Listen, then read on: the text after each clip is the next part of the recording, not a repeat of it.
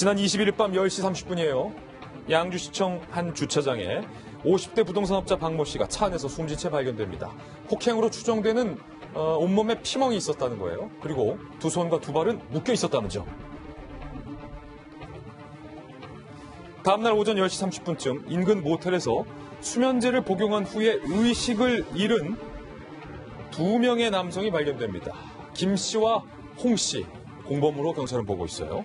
그런데 함께 유서 형식의 메모도 발견이 됐는데 그 메모장에는 시신이 유기된 장소도 적혀 있었고 범행 일체를 시인하는 내용도 적혀 있었다는 겁니다.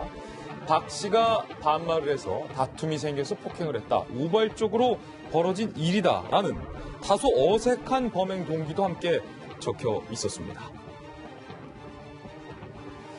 경찰은 단박에 이 메모가 석연치 않다라는 사실을 낌새를 눈치챕니다. 주범은 따로 있다는 거죠. 지난 19일 오전입니다. 사망 이틀 전이에요. 이 사망한 박 씨가 조폭의 부두목인 조 씨를 만나러 간다라고 집을 나선 후 연락이 두절된 사실을 확인합니다. 다음날 20일 오전 7시쯤 성수대교 인근에서 해인에 의해서 이 박모 씨의 휴대전화가 발견이 되고요. 같은 날 오전 11시 박 씨의 가족은 실종 신고를 경찰에 하게 됩니다. 국제 PJ파 부두목 조 씨와 박 씨는 알고 봤더니 투자 문제로 자주 만났던 사이라는 거예요. 19일로 거슬러 올라가는데 점심 식사 뒤 오후 3시쯤 이들은 노래방으로 이동한 사실을 경찰은 확인했습니다. 조 씨 지인이 운영하는 당시 영업시간이 아니었고 CCTV도 없었다는 겁니다. 수상한 노래방에 박 씨와 부두목 조 씨는 왜 들어갔을까? 그런데 당시 김 씨, 홍 씨도 부두목 조 씨 동생도 함께 자리했던 사실을 경찰은 확인합니다. 다음날 20일 밤 1시쯤 부두목 조 씨와 조 씨가 공범들과 노래방에 나온 뒤 동생이 가져온 차량을 타고 논현동에 도착을 한 뒤에 함께 차량에서 내린 뒤 현재 행방이 묘연한 상황입니다. 백희종 반장님, 뭔가 사실 좀 복잡하게 지금 저희가 전해드렸는데 이 사건 취재를 자세히 해오셨잖아요. 네.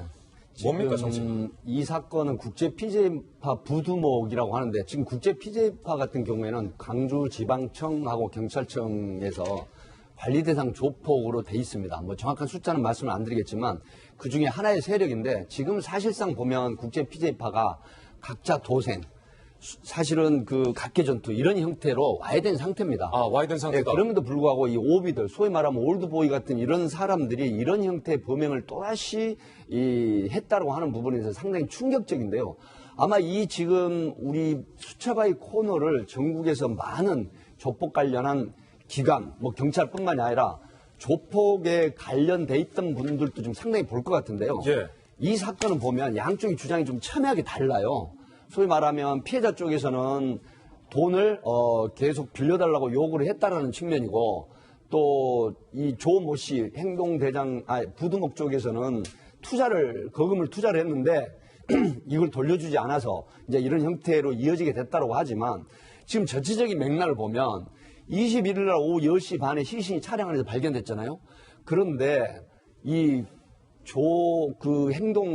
부두목하고 교도소 동기로 지금 밝혀지고 있어요. 이게 뭐 보도는 안 됐습니다만은 경찰에서 현재 지금 강력히서 파악을 하고 있는 건.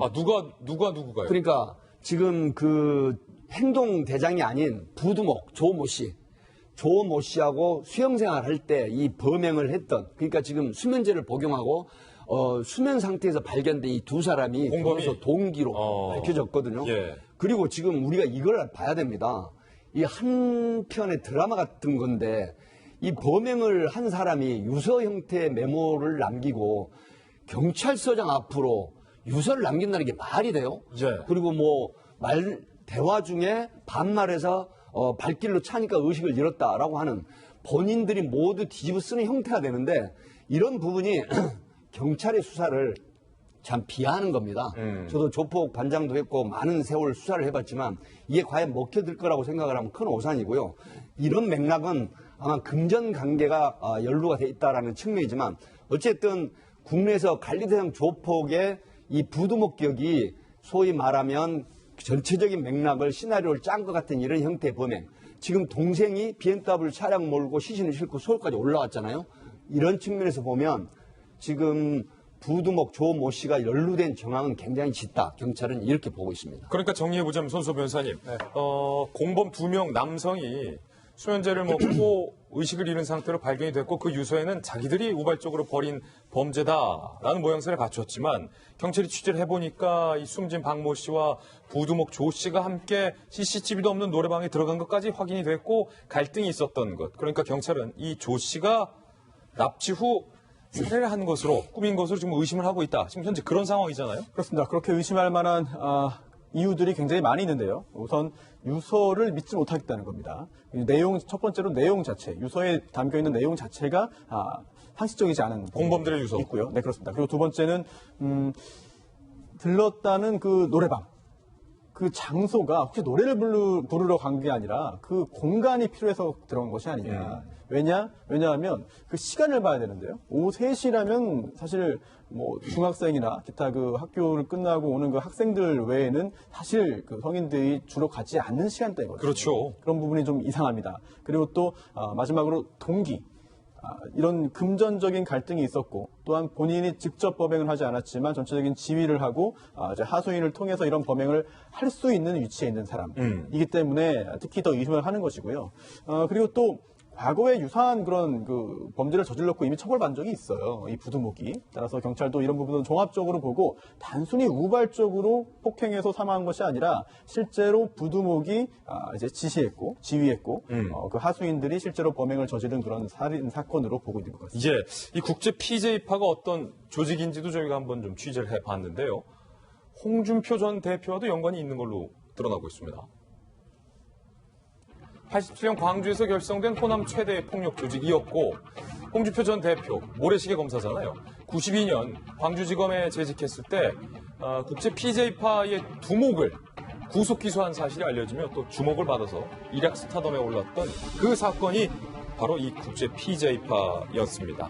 이 PJ파 부두목 조 씨가 13년 전에도 한박이 수법으로 동일 범죄를 저질렀던 전력이 확인됐습니다. 90년 당시 30대 초반 나이로 부두목 자리를 차지했는데 2006년 11월에 광주 K호텔 사우나에서 지역 건설사 대표 A씨를 전기 충격기로 제압한 후에 납치해서 5시간 동안 차에 태워서 끌고 다니며 폭행했던 사건이 있습니다. 그리고 2013년 3월에도 고깃집 사장 납치 사건인데요.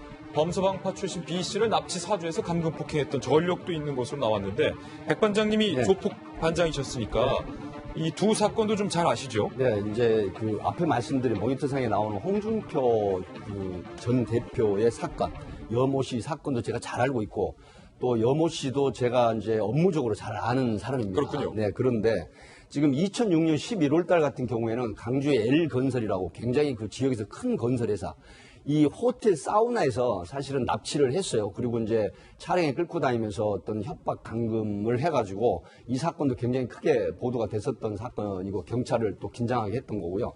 그 다음에 이제 2013년도에는 서울 강남 청담동에 있는 굉장히 큰 식당입니다. 네. 유명한 범서방파 행동대장격인 그 N모 씨를 사실은 납치를 해가지고 고속도로 휴게소상에서 어떤 범죄를 사주를 하다가 결국은 N모 씨가 탈출을 합니다. 그렇게 돼서 이게 경찰에 알려지면서 그래서 나중에 이제 소위 라이벌 간에 굉장히 큰 일촉즉발의 이 그 조폭 전쟁이 일어날 뻔도 한 이런 사건이 있어요. PJ파와 범서방파. 예, 제가 그때 또 강남권에 있었기 때문에 내용을 잘 알죠.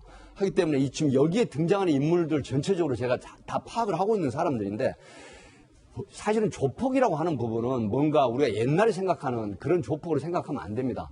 이렇게 말을 하면 조폭들이 또 전화가 와요. 이거 끝나고 나면 형님 와 그렇게 얘기합니까? 뭐 부산 칠성파 쪽이라든가 뭐 강북 쪽이라든가 전국의 조폭 제가 이제 업무적으로 아는 사람들이 제 전화번호를 알잖아요. 전화가 옵니다.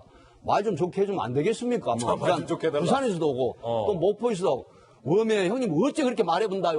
좀 좋게 얘기해 주소.